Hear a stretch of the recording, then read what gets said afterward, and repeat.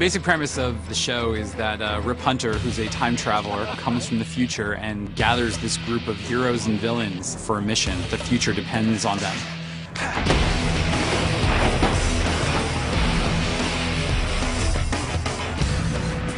Part of the fun of the show is watching all these different personalities try to learn how to work together. It will exist connected to the Flash and the Arrow universe, but if you take it out separately, it has to exist in and of itself. We're designing a 13-episode first season, and the intention is to do a big 13-hour-long mega movie. Nice work! How's it feel to be a good guy? Doesn't pay as well. People are really excited for another female character. They're excited to see strong female characters. It's a group of superheroes, and they're dealing with stuff that gets pretty epic.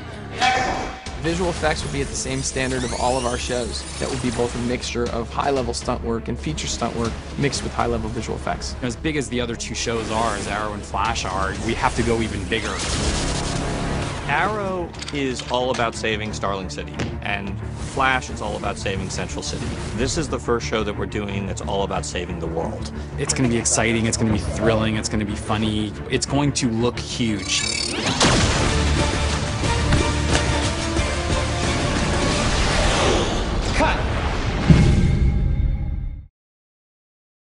Hey YouTubers, it's Charlie. So time to talk about Legends of Tomorrow at Comic-Con. DC and Warner Brothers are doing their big super panel, but they're doing some special Legends of Tomorrow and Supergirl stuff just because those are the new shows. Most of the big cast is going to be there, at least Victor Garber. Don't know about Robbie Amell. That's really like the big question of the hour, because look at this promo image they just revealed. It's a new Firestorm costume, but this could be Jay Jackson's Firestorm. He could secretly be Jason Rush, like a recast version of the character. I know a lot of you are wondering because they already had Jason Rush on the show. They could have just recast that role. It happens all the time. I'm not expecting him to be Cyborg. It just says in his character bio that he's a former athlete that's working in an auto body shop. I think they want you to think that it might be Cyborg, but really I think that it's Jay Jackson. And the reason is because they've been so mysterious about what's going on with Robbie Amell and Firestorm. So here are just like a couple big things that they could announce at that panel. 1, they could announce who Jay Jackson's character is. 2, they could announce who they've cast as Vandal Savage because we don't know who that is yet.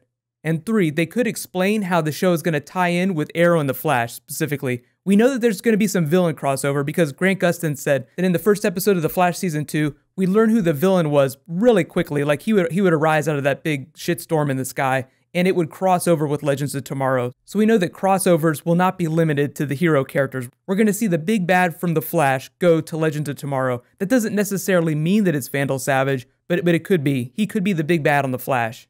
In case you missed the announcement though, Vandal Savage is the big bad on Legends of Tomorrow.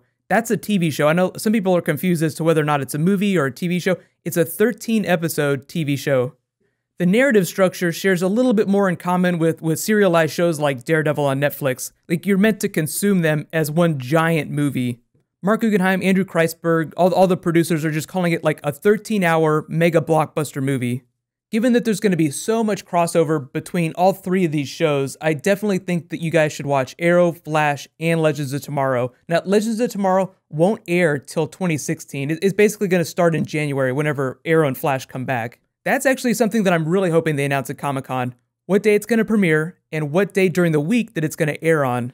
Unless they say otherwise, I'm just going to assume for practical purposes, they're going to air it on a different night from Supergirl, Flash, and Arrow. That means it'd have to be on Thursday or Friday, and logically I think Thursday would be the right pick, but the problem is the CW already has shows on that night, so we'll see. It could always be a Sunday show.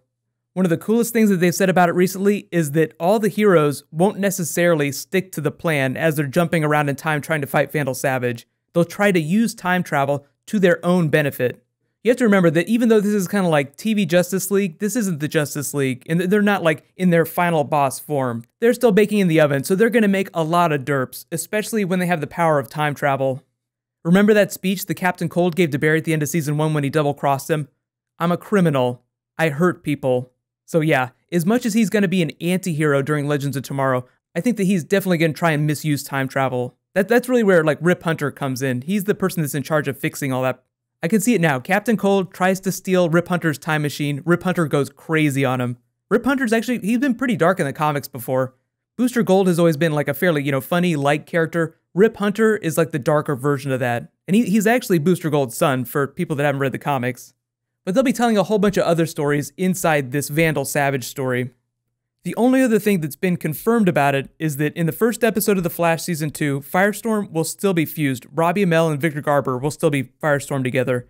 Victor Garber just said that after that, who knows? Meaning that, presumably something is going to happen during the Flash premiere that will answer the question as to whether or not Robbie Amell is on Legends of Tomorrow. There are really two big things they could do with the Firestorm character. One, they could make it possible for them to separate and form Firestorm on their own instead of needing two people. Or two, they could kill Ronnie Raymond. Both of those things have happened in the comics. Like, he's been killed off and brought back. That was before the New 52 reboot. He came back during Blackest Night, and then he came back for real. In the more recent comics, Jason Rusch and Ronnie Raymond both become Firestorm, so that they can activate the Matrix on their own. They don't need to form together.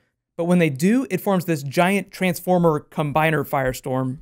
Just looking at the way the producers and the cast are talking about it, what I think happened is that Robbie Amell's film career is just taking off, so they used it as an opportunity to tell a really interesting Firestorm story without completely fridging Ronnie Raymond's character.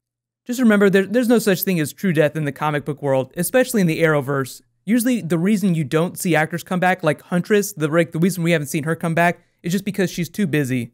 So even if Ronnie Raymond does leave the show, it'll only be temporary. Like, he'll still be involved with them. Robbie Amell is a totally awesome dude, so he's always going to come back. But think about how his departure might open the door for Caitlin Snow to become Killer Frost. That's a bit of an oversimplification. I mean, it'll be much more dynamic than that, but just think about how all those things line up. So I would say, of all the things that I think that they're going to announce at Comic-Con, the least likely would be what's going on with Jay Jackson's character. That feels like something they would save for that first episode, like, boom, big spectacle surprise.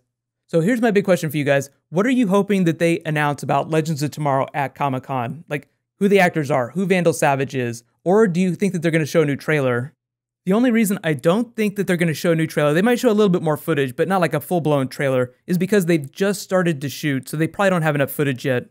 Usually Comic-Con happens at the end of July, so by that time they've had a couple weeks to shoot, so they have something to show off. The footage that they've already aired for Legends of Tomorrow, like the first look trailer that they aired a couple months ago, that was actually just a promo that they shot for the upfronts. It was literally a week of them just shooting just that footage. They weren't shooting an actual episode. So don't be surprised if that footage does not end up in the first episode of Legends of Tomorrow. It's not exactly a Hollywood secret, but usually marketing departments are the ones that cut trailers, and they'll ask directors to say, can you get me these specific lines for the trailer, even if the director never intends to put them in the movie, the actual movie. So if you ever wondered why you saw something in a trailer but didn't see it in the movie, that's why. So really important details about the actual panel. The DC TV panel is happening at 8:00 p.m. on Saturday night. Legends of Tomorrow is going to be part of that big DC Super panel. They're going to do like a massive Q&A for all the shows, probably back to back to back. I have a scheduling conflict during then, but I'm going to try and make it. Even if I can't, I'll still do a video for all the stuff that they announce at it. Saturday night is just like the craziest time at Comic-Con there is. The scheduling is a little bit nicer this year because last year the Marvel panel was at the end of the night, so Hall H was a logjam all day. What I'm going to do is I'm going to start the new round of the DC giveaway in this video, so all you have to do to enter that is be a subscriber and leave a comment. But when we do get to Comic-Con, what I'm going to do is I'll just update everyone on my schedule on Twitter and Facebook. There are links in the description for that. So if you're not sure when certain videos are going to post, like certain panels and footage that I'm getting, just check my Twitter and Facebook. Internet is really bad at Comic-Con, so Twitter and Facebook are just like the easy places for me to get messages out. If you do have any special requests for stuff next week, just be sure to leave them in the comments. So while you guys wait for my next Comic-Con preview, you can click here for all my Legends of Tomorrow videos, and you can click here to learn all about Killer Frost on The Flash. Thank you so much for watching, everybody. Let's high five. I'll see you guys tonight.